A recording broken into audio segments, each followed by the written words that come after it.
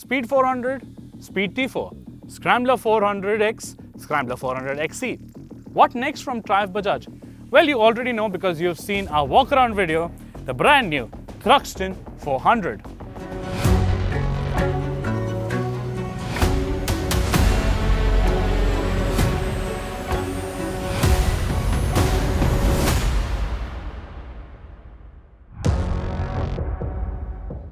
Now this is the brand new bike on the jointly developed Bajaj Triumph 400cc platform, and obviously it has to be a cafe racer because Triumph modern classics need a cafe racer. Is it justifying the Thruxton badge of honor?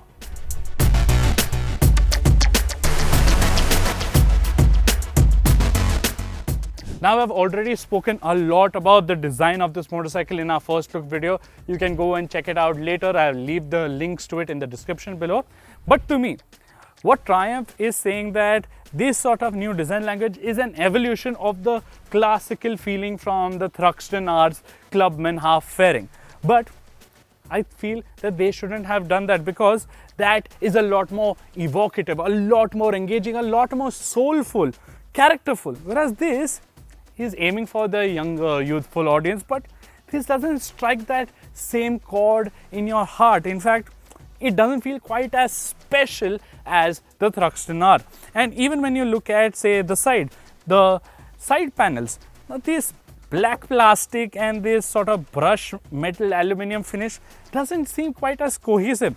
If it was a full brush metal unit with the Thruxton logo emblemed on it properly, then it would feel a lot more special, a lot more unique and characterful.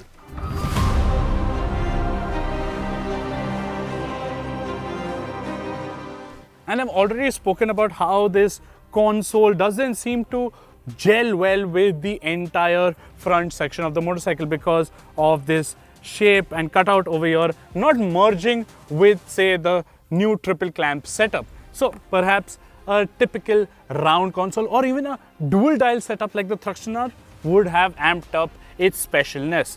Plus, they've given this Monza style fuel filler cap, which is one stage that way, second stage this way.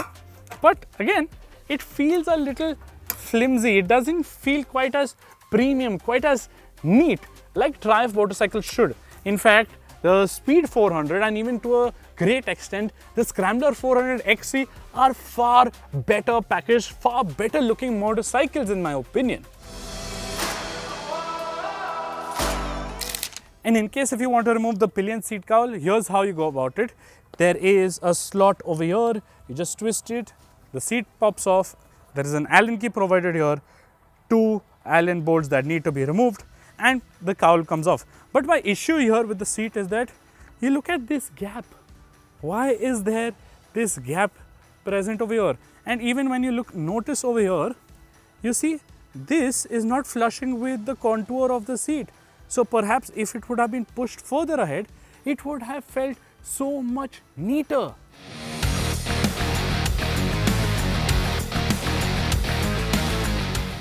I'll briefly explain the changes from the Speed 400 to the Thruxton 400 when it comes to the hardware. So the engine, same 398cc engine, but it's a little more sporty. So Triumph has given the sportiest tune here, 2 bhp more, and that has been brought about by revisions to the engine internal. So new cams and a different exhaust sort of profile. And as a result, the torque characteristics, while the peak torque is the same, the characteristics are slightly different. Plus, the rear sprocket has 2 teeth less. So a sportier riding experience is expected. Even from the standstill of the chassis, the steering geometry has been sharpened slightly, half a degree sharper rake, and the wheelbase is 10 mm shorter. The ergonomics are sort of, say, fitting a cafe racer, not too aggressive, but yes, it gives you that slight hint of sportiness. And all of this sort of marries well into, say, a street-friendly cafe racer. But how is it exactly in the real world?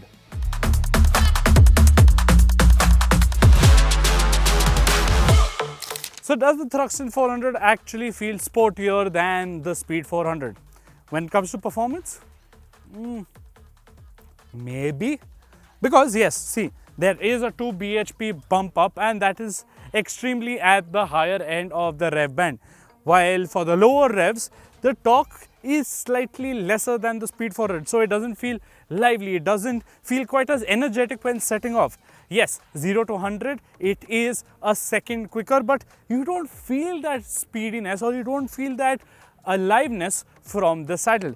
In fact, in gear roll-ons, it is not quite as lively as the speed 400, and when you're out on the highway, you want to get past slow moving traffic, you will have to downshift a cog or two to get past it and get back up to say highway speeds.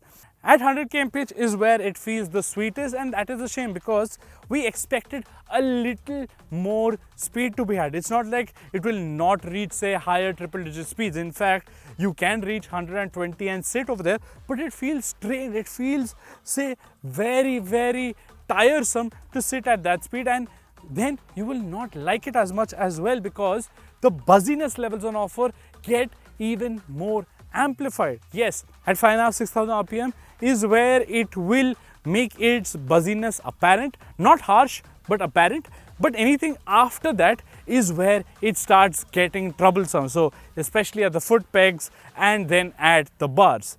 So performance wise, this doesn't feel quite as spirited as we would have liked. So perhaps if Triumph had sort of revised the gearing, the final sprocket back to the speed 400, or in case if you're buying this bike, I would certainly consider getting the speed 400 slightly larger sprocket to deal with in-city traffic. It's not like it will not do the calm commuting business effortlessly, but it will be a little bit of a work. And in this posture, in the Café racer style, I don't want to do too much work.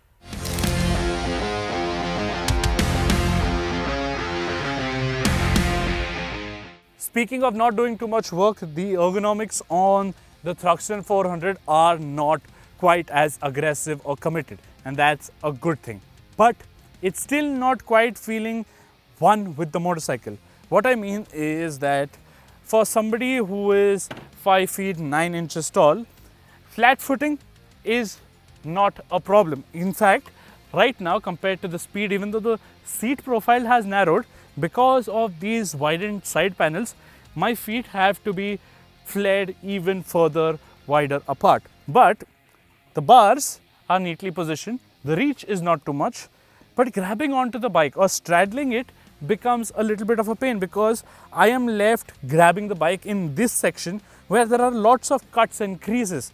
And in the end, once I'm getting a little tired of holding it over here, I'm using my calves to grab it with the side panels. So overall, while this posture is not as taxing as the Royal Enfield Continental GT650 or even the larger Thruxton 1200R, it still could have been a little better. Maybe the tank could have been a little more flared. Maybe the panel over here could have extended neatly into the side panels. So overall, this could have been a slightly better bike for the city rider.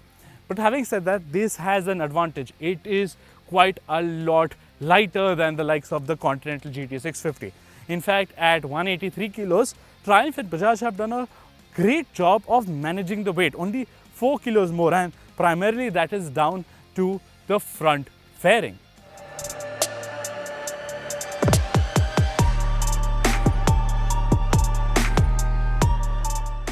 Now, one of the reasons why you buy a Café racer and not a roadster or a sporty roadster is because you want to have fun in the twisties. And to that extent, the Triumph Thruxton 400 does feel a lot better than the Speed 400 because the front end, there is a lot more feel. The sharper rake and the smaller wheelbase make for a very zippy motorcycle, but it's not coming at the cost of stability. In fact, it feels quite as planted, quite stable in that fact of the matter.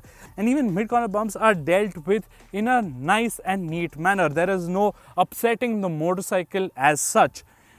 And credit must be given to the Bajaj engineers here because they have been tweaking the suspension settings of these Triumph motorcycles to suit the Indian road conditions. So the suspension tune on the Thruxton 400 is nearly on par with the Speed 400. I would say the Speed 400 still has the best suspension setup amongst the Triumph 400s, but this comes very close to that. The only thing is it feels a little more reactive, especially the rear, and perhaps fiddling around with the preload for my weight can solve that issue to a great extent. But handling road imperfections, especially bumps and whatsoever, this doesn't get sort of frazzled by it. It sort of soaks in the bumps rather well. It takes it, there are no thuds experienced, and you will be tossed off the seat a little bit, but you are in a nice and say calm zone.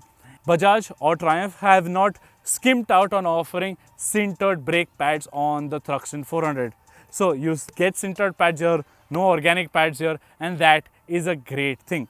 Apollo tires, extremely grippy, especially in the wet. So overall, the handling package of this bike really shines through, and so does the ride quality.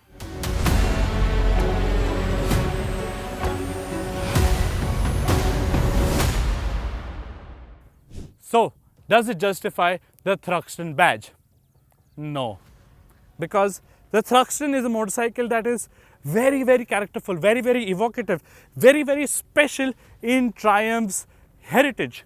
Whereas this feels like a cafe racer, not enough to be called a Thruxton. In fact, if Triumph would have called it the Speed 400 RR, like it has done with the Speed 1200 RR, we would have been very happy with it. Like that, as a sporty cafe racer, would have been very, very nice. But the Thruxton has to be special, has to be lovely. This doesn't come across as that special of a motorcycle.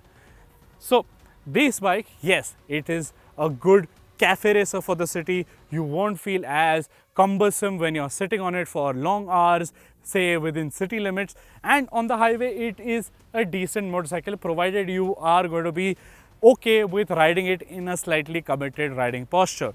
But the engine troubles like we experienced on the Speed 400 are present here as well, and it's not like you're getting a lot more performance on hand for it.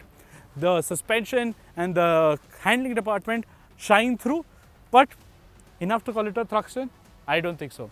And that is what makes us a little sad, because for it to be a Thruxton, it should have looked something like this.